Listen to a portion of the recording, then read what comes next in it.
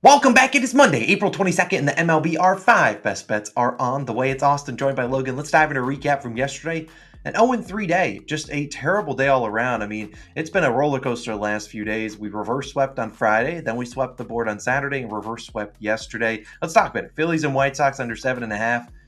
Yeah, that was just chalk from the jump. But our other two picks, man, we really feel like those other two probably should have hit. Cardinals -1.5. You just knew it was bad juju when they get a robbed home run in the bottom of the first. 3-run homer gets robbed over the fence. You hate to see that. They went 0 for 9 with runners in scoring position. 10 left on base. They lost 2-0. And then really the pick that should have salvaged a 1-2 day was my Red Sox Pirates over 8.5. 17 guys left on base. There was defense was turned up to 99, bases loaded. They were just robbing hits. It was just brutal. An 0-3 day. Like, that's MLB. You're going to have some variance go back and forth, and that's just kind of how the sport works, which is why sometimes a thrill to bet on it, but sometimes it can be agonizing, and sometimes you have 0-3 days, reverse sweep type days where you just know you're not getting lucky. And, we don't want to base bets on luck. We obviously put a ton of research into them, but at the end of the day, it's hitters going up there and getting those timely hits or maybe not getting them. And that's just kind of been the downfall in those reverse sweep type days. But we got 5 picks incoming today. We're going to dive back in, and I'm confident a hot streak is going to happen. It feels like, the last week or two in the MLB has just been up and down, up and down.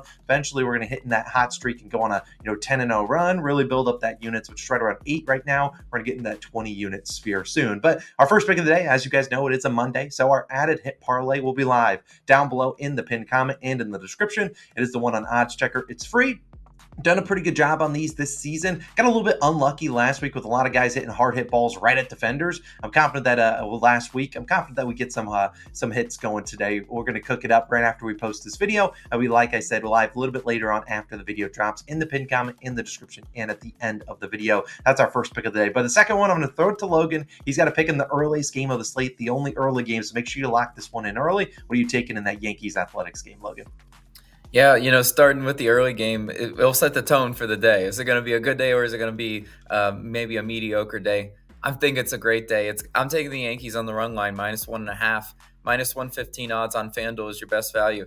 Now I got try to get cute with the Cardinals run line yesterday. Nope, didn't pan out, and that one was tough, disgusting to watch, truly.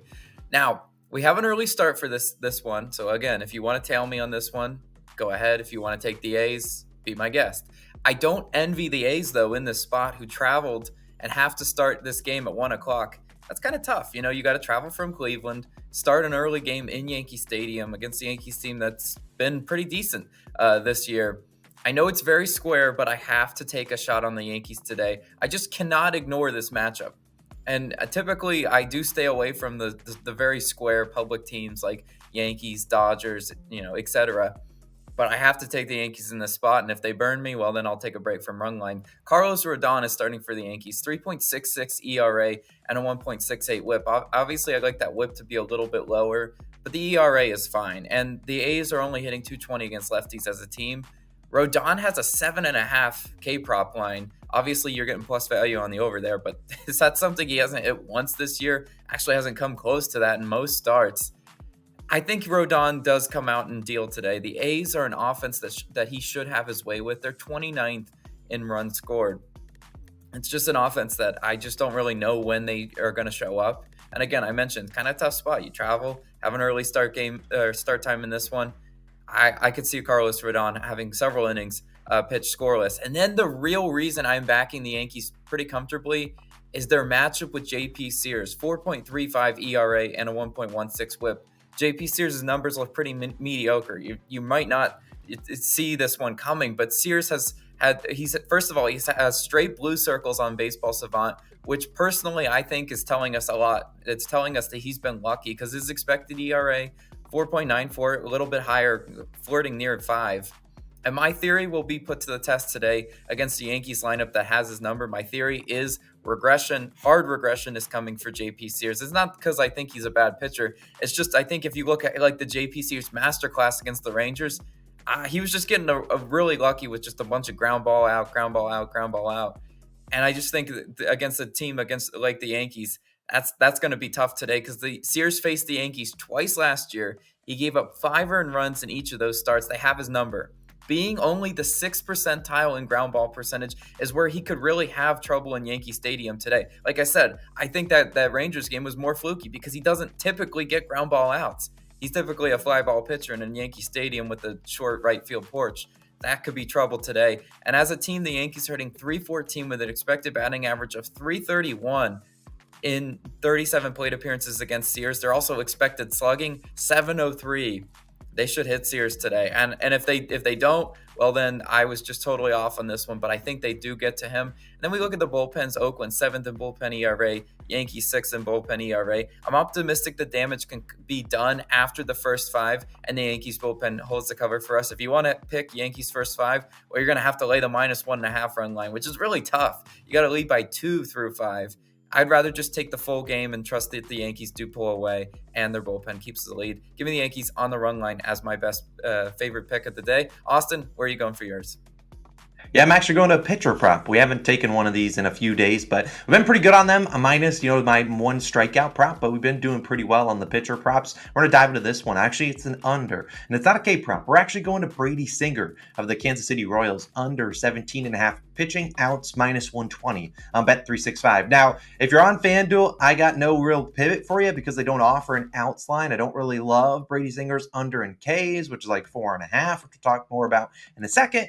I'd rather just take the under and outs. There's a lot more ways you can go under and outs than you can, go over or under in strikeouts. So obviously, it's going to be on pretty much every single book that isn't FanDuel. So just sign up for a different sports book if you can, or just move on to the next pick in the video. But Singer, like I said, will start against the Blue Jays today. And on the season, Singer's honestly been really good. A 1.54 ERA and a .86 WHIP. He's been really good. And you look at those numbers, you're like, dang, why are we fading him? Well, on the season, he's gone 21, 19, and then 15 outs in the last 2 starts. So is under in 2 straight versus Houston and the White Sox. But I'm just looking at Singer's other props, and despite being so good, you look at his other lines, they aren't really too nice to him today. I mean, his earned runs line is 2.5, which is pretty. I think it's juicing on the over. 5.5 hits allowed, 1.5 walks allowed, and his strikeout prop is only 4.5. And on the season, if you were to just take that under and 5.5 hits allowed, congrats, you're a perfect 4-0. You took us under 2.5 earned runs. Congrats, you're a big 4-0. So they got his line set up pretty high. And the Blue Jays are not a team I feel like that. They have respect from the books, but it's not like they get a ton of respect. It's not like we're in Coors Field or something like that. This is just a Blue Jays team that I know they always get guys on base. They just never get the timely hits. Will they get the timely hits today? I certainly think they could. And Singer's been so good, but his props are just a little off. And we look at the Blue Jays. They are a team that make you work. They're averaging the 5th most pitches per plate appearance seen. They're actually only one of 5 teams that sees at least 4 pitches per plate appearance. And if we're running up the pitch count, it doesn't really matter how well Singer pitches, because if we can get him up into that 90, 100 pitches territory by the 5th inning, we're going to be in a good spot here. We've seen 12 of the last 17 starting pitchers versus Toronto have gone under this line. And we've looked at Singer. He pitched against them both once last year and once the year before, when only 5 innings pitched in both of those games. It's a Blue Jays team that's been pretty good at not swinging. And when they do swing, they're making contact. They average the 4th lowest swinging strike percentage. That means that when they swing, they're at least hitting the ball. So they're hitting the ball like an 84% clip. Is it a foul ball? I don't care. We love foul balls today. Someone go up there and work a 15 pitch at bat. That would be perfect for us. But we see in Singer just is not getting the chases. You look at him, 26th percentile in chase rate last year, on par with him. 20th percentile in chase percentage, 26th in whiff percentage last year. Now he is getting more whiffs this season. He was not very good last year, but he's also faced the White Sox twice this year. So is the offense like the Blue Jays? I know it's not one that we want to trust, which is why I'm not backing them in terms of scoring runs, but I think they have a lot of guys on base today. This is just a team that is 4th worst in batting average with runners in scoring position. That's why they don't score a lot of runs. If they could somehow figure out getting those timely hits, this Blue Jays team would be dangerous. But I really just think they're going to run up the pitch count on Brady Singer. If they get those timely hits, I don't see him going 6 innings pitched. So I'll take his under 17.5 outs, my first pick of the day. But Logan, you got another pick? You're going to a first 7 team total. Which team you backing?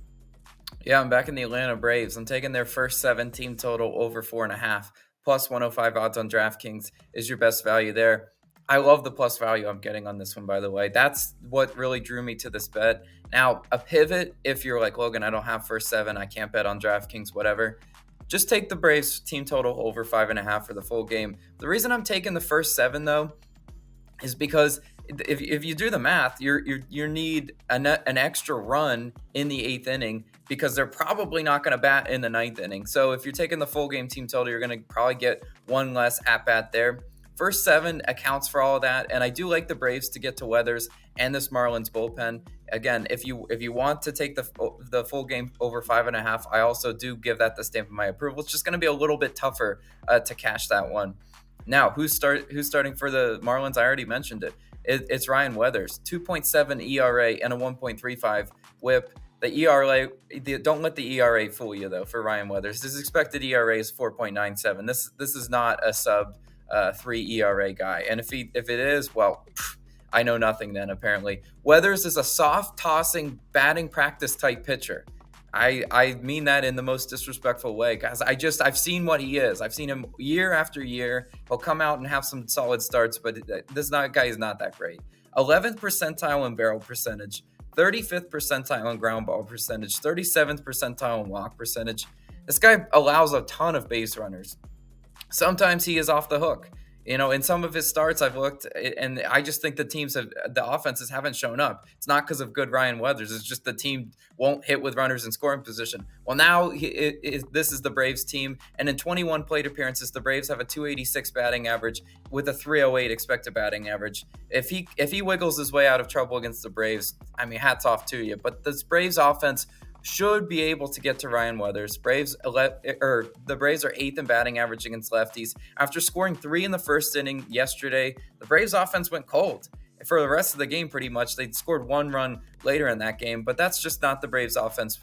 I know they should be able to get to Ryan Weathers today. I think they get 3, maybe probably 4 earned runs up on him. I think he has a rough day at the office.